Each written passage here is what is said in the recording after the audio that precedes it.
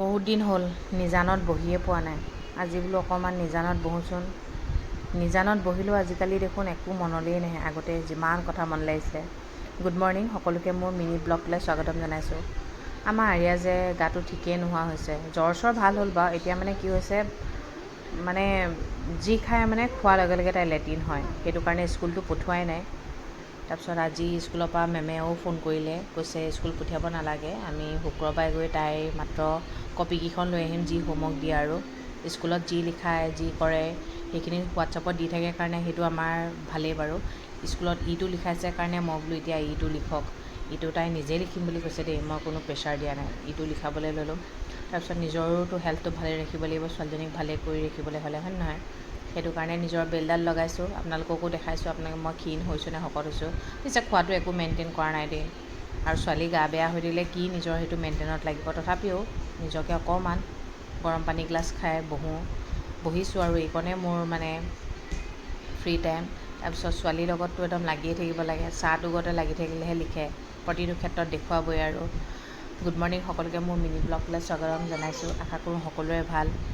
আৰু কি জানে, আমি মানুহে কয় নহয়, খানে কা দাঁত আলগ দিখানে কা দাঁত আলগ, প্ৰত্যেক পৰিয়ালতে তেনেকুৱা হয় জানেনে। বহুতে ভাবে আমাৰ মাজত অকল প্ৰেমেই প্ৰেম।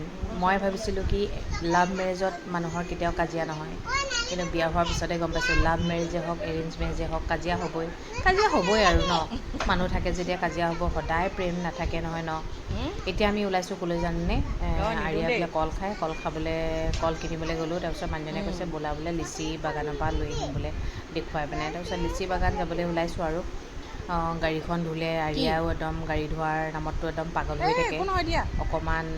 মই মানুহজনক সেইটোৱে গালি পাৰোঁ, ৰাতিপুৱাই কিয় উলিয়াই নিদিয়া, তাই শুই থাকে তেতিয়া ন। উপায় নাই মানে, চবফালে নিমিলেই মানে। এইফালে লিচি বাগান যাবলৈ বুলি ওলাইছোঁহে, সেনেকুৱা টাইমতে আকৌ ওলাই আহি পৰিলে নহয় কি জানে নাই, বাছৰ মানুহ। আমি মানে ক'বলৈ যাবলৈ টাইমত মানে দাঁতকেইটা মানে সদায় মই কৰচিবই লাগে, মানে খঙে উঠে মানে। উপায় নাই, কামটোতো কৰিবই লাগিব ন। এইফালে বাছৰ মানুহ আহি পালে, টায়াৰ বোলে ফাটিলে, ইয়াৰ টায়াৰ ঘৰৰ পৰা নিবলৈ আহিলে। আমাৰ ব্যৱসায় যিহেতু এইটোৱে হয়। এইফালে ছোৱালীক ঘামি শেষ, ক্ষীণাই শুকাই চাওকচোন, চকু গাঁতত সোমালে, ইমান ক্ষীণাইছেও লেট্ৰিন কৰি কৰি। এইফালে আকৌ বাছৰ ওচৰলৈ আহিলোঁ, এইফালে টায়াৰ লগালে। তাৰপিছত মানুহজনে ক'লে বোলে আজি বোলে লিচু বাগান যোৱা নহ'ব। হ'ব আৰু বোলো, তেন্তে হ'ব দিয়া বোলো, ছোৱালীজনীক কলকেইটাকে কিনি নিওঁ। আমিও সুখত নহয়ও, আমিও কাজিয়া মাজিয়া লাগিয়ে থাকোঁ আৰু। তথাপিও মানুহৰ আগত দাঁতকেইটা নিকটাই দেখুৱাওঁ আৰু সদায় ভাল বুলি। এইফালে ইভিনিং টাইমত আহিলে আৰিয়া খুৰাক চেন্নাইত থাকে। আৰিয়াক বোলে সেইদিনাখনে চাবলৈ আহিম বুলি কৈছে, ঘৰলৈ আহিছে এমাহৰ কাৰণে। এয়া আৰিয়া খুৰাক আহিছে, স্কুলত কি কি লিখিছে দেখুৱাইছে আৰু সিও যে আহিছে, সিও সৰুৰে ল'ৰা ন, তথাপিও আৰু খুৰাক নামত আৰু। তাৰপিছত আমি ইভিনিং টাইমত উৎকৰ্ষ ঘৰলৈ গ'ল। ঘৰলৈ যোৱাৰ পিছত আমি বজাৰলৈ বুলি ওলালোঁ। মোৰ বোলো আজি চিকেন খাবলৈ মন গৈছে। আমাৰ আকৌ ছোৱালী ঢেৰ কথা নহয়। বজাৰলৈ ওলাইছোঁ, ঢেৰ কথা মানে কি ক'ম আৰু, এনেকুৱা কথা নহয়। তাৰপিছত ব্ৰইলাৰ আনিলোঁ, ব্ৰইলাৰটো বোলো আজি চিলি চিকেন খাবলৈ মন আছে। সেইদিনা দিনত যে খাইছিলোঁ, ৰিংকুৱে বৰ ধুনীয়াকৈ বনাইছিলে। ৰিংকুৱে কেতিয়াবা মানে মাংসটো বৰ লেতেৰাকৈ ধুৱে, মই মানে সেইটো পচন্দ নকৰোঁ। মই বোলো নাই, ময়ে ধুই দিওঁ বোলো। কিছুমান কামত হেল্প কৰিব মন যায়, কিন্তু মানে কি হয়, কৈছোৱে নহয়, মানুহে ভাবিব পাৰে বৰ অজুহাত দেখুৱাই থাকে। অজুহাত নহয়ও, সঁচা কথা। ছোৱালীজনীয়ে মানে এতিয়া গায়ে নেৰে জানে, এনি টাইম মোক লগতেই লাগে, নহ'লে মোকেই কাম কৰি থকা দেখিলেহেঁতেন। ৰিংকু ঘৰলৈ গ'লে মই ৰাতিপুৱাৰ পৰা গধূলিলৈকে ময়ে কাম কৰোঁ। কামলৈ ভয় কৰা বিধৰ ছোৱালীও নহয়, কামক ভাল পাওঁ, কিন্তু ভাগৰো লাগে। আজিকালি শকত হৈছোঁ যে, সেইটো কাৰণে মানে অলপ ৰেষ্ট লৈ লওঁ আৰু।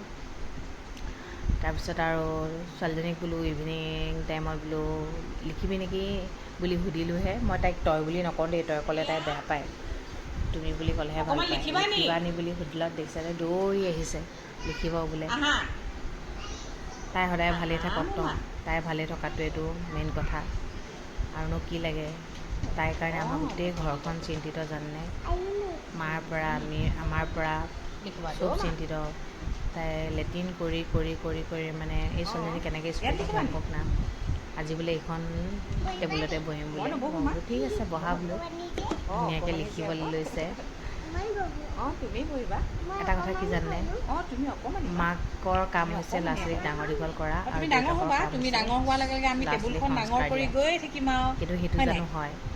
এজনী মাকে সকলো কৰিব লাগিব, সংস্কাৰো দিব লাগিব, ডাঙৰ এইকাৰণে এই পৰাই ৰাতিপুৱাৰ পৰা ষ্টাৰ্ট হয় আৰু এইটোৱে মোৰ